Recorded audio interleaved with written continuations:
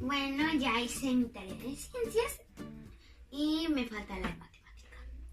Y también les voy a explicar cómo es que funciona el oído, cómo funciona el canal del oído y todas esas cosas del oído y cómo se transmite el sonido hacia el cerebro y cómo llega la información.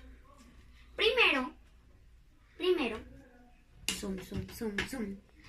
El sonido cruza por la oreja, después cruza por el canal auditivo externo, choca con el tímpano y hace que unos huesecillos se muevan, porque el tímpano está vibrando y hace que unos huesecillos se muevan.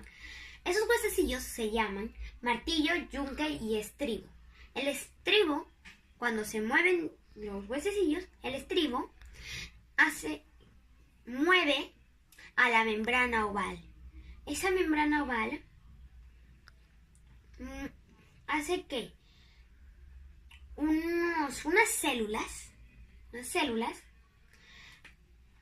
hagan el sonido electricidad y que esa información se haga electricidad y crucen por el nervio auditivo. Este es el nervio auditivo, este de acá. El nervio auditivo hace que se conecte con el cerebro y ahí llega toda la información.